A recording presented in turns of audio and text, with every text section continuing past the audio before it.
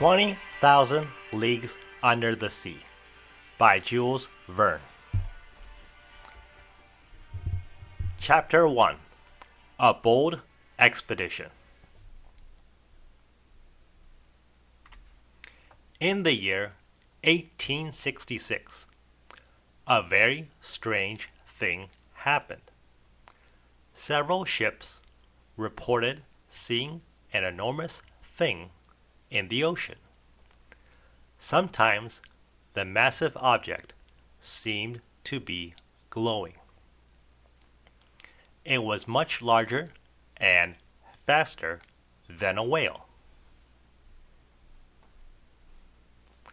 The captain of one ship thought it might be a sandbank.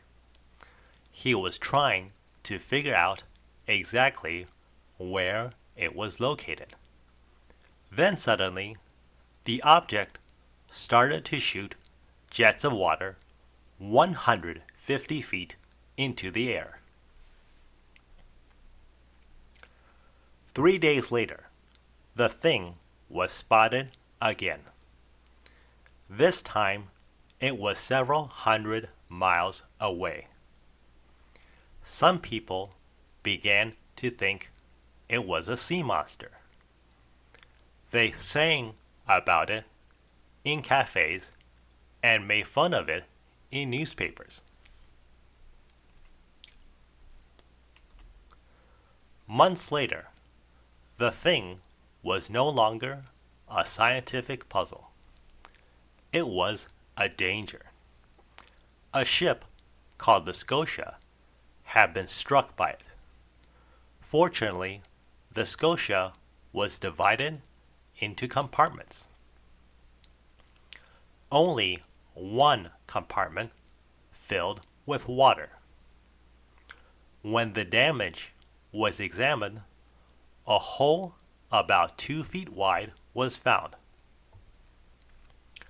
Something had poked through the ship's thick iron plates. Whatever it was, the thing had to be incredibly strong. I, Pierre Aronnax, am a professor at the Museum of Natural History in Paris. At this time, I was in America as part of an expedition. Several people asked me what I thought about this strange thing at sea. Of course, I had already read a lot about the mysterious object. It was puzzling. But after much thought, I wrote an article about it.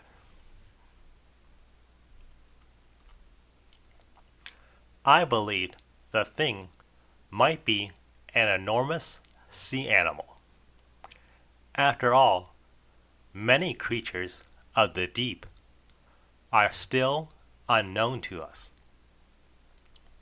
I thought it might be a narwhal, a whale with a long, sharp tusk. The common narwhal is about 60 feet long. Its ivory tusk is as hard as steel. If the mysterious thing was a giant narwhal, it could probably pierce the hull of a ship. My article was widely discussed. Many people believed that I'd solved the mystery. Then I learned that an American ship had been asked to help. The Abraham Lincoln was going to chase down the creature and destroy it. I was asked to join the hunt. What to do? I longed to return to Paris. I wanted to see my friends, my home, and my precious collections. But once I received the invitation, I forgot all that. I felt it was my destiny to rid the world of this monster. So I quickly made up my mind to take the journey on the Abraham Lincoln. Then I called out to Conseil, my devoted servant. In French, his name means advice. But in fact, Conseil never gave advice. For 10 years, he'd follow me wherever science led. And he never once complained about our long journeys. He'd always been ready to pack our bags for any country, from China to the Congo. And even better, he has good health and no nerves. In 1866, this young man was 30 years old, and I was 40.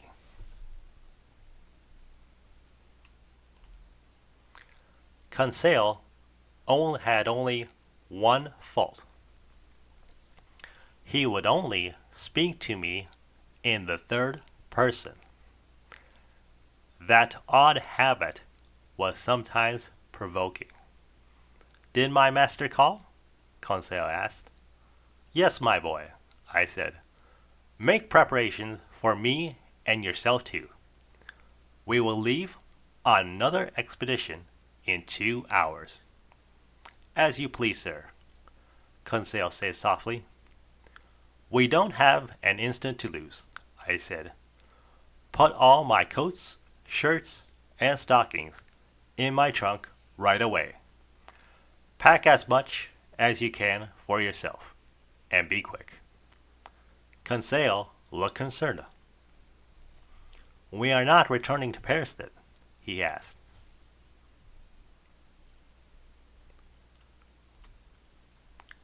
Oh, we will be returning to Paris, I said. But not right away. As my master wishes, Conseil said coolly. We're going after the famous narwhal, I explained.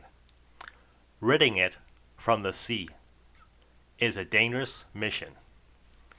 But the ship's captain, Commander Farragut, is a daring man.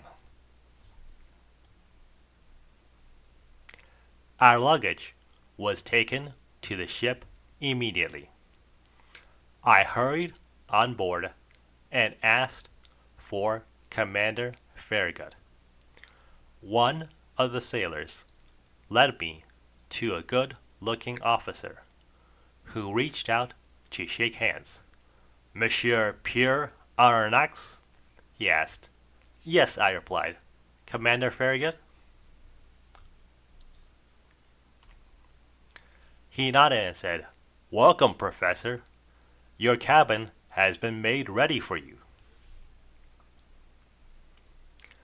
The Abraham Lincoln, a fast and powerful ship, had been well chosen for her mission, and Captain Farragut was worthy of her. To him, the unknown object of the sea was no mystery. He was certain it was a monster, and he had sworn to destroy it. Captain Farragut would either kill the narwhal, or the narwhal would kill the captain. In his mind, there was no third course. All the officers on board shared their captain's opinion. They wanted nothing more than to meet the narwhal and kill it. Each one of them watched the seas eagerly.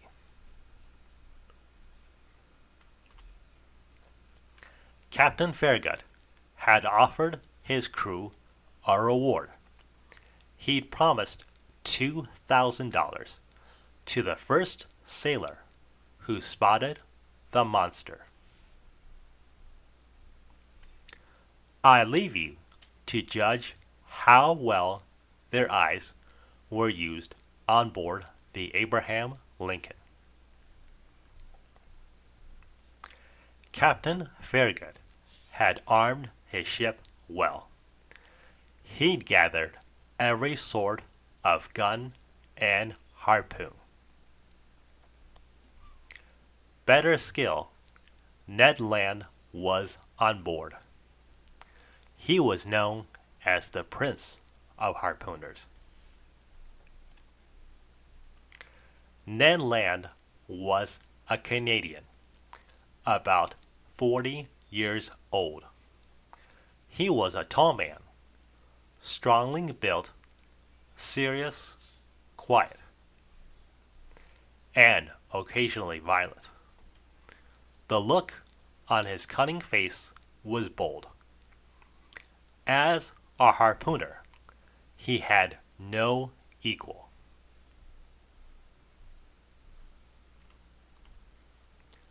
I didn't know him then, but we are old friends now. Our friendship was born from facing great danger together. Ah, brave Ned! I wish I had 100 more years to live, so I could remember you longer. Now, what were Ned Land's thoughts about the sea monster? I must admit that he didn't believe in the narwhal. He was the only one on board who held that opinion. Usually, he avoided the subject, but one evening I pressed him to talk about it. Well, Ned, I said, is it possible that you do not believe in the existence of the whale we are chasing? How can you be so incredulous? The harpooner looked at me for some moments before answering. I followed many a whale, sir, but none of them was strong enough to put even a scratch on the iron plate of a ship.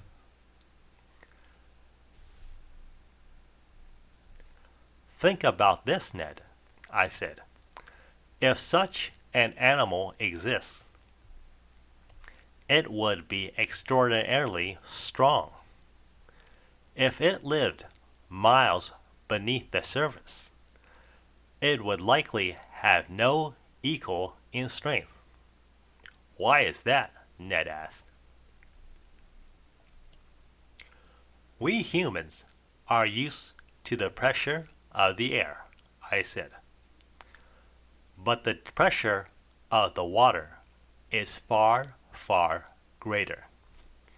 If we were taken any great distance beneath the whales, why, we would be crushed.